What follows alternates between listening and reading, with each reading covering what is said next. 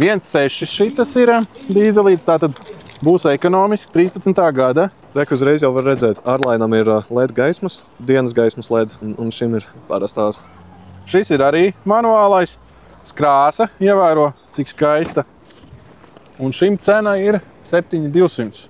Šim nav parkinga asistents, nav tie amortiņi regulējumie, bet tā vispār viss ir.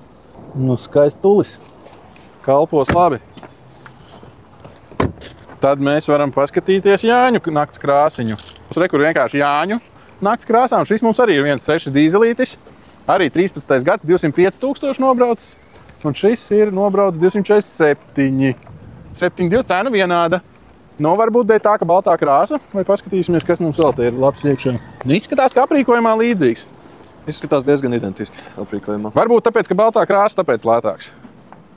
Tas varētu būt tas iemesls. Varbūt. Citas baigās atšķirības es te neredzu, jo viss ir izgājis, tehnisku apskatu izgājis, viss labi.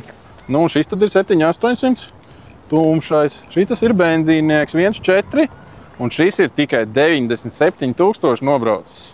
Vispār svaigs ir. Jā, un arī 13. gads. Šeit arī telefoni, arī ručkiņas.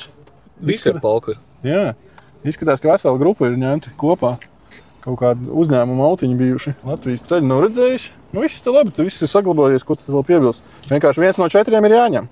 Nu, kā jau imports mašīna, viss tīrs, viss stīgā. Nav pa ko piesieties. Jā. Nu, šitam nav štorkas, ja tas ir svarīgi.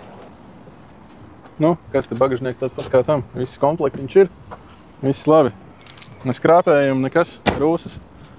Viss varās strādā. Ja vajag pasātu, tad rekur ir opcijas 4, 1 gads, dažādas krāsas, dažādas komplektācijas, dažādi nobraukumi, dažādi dzinēji.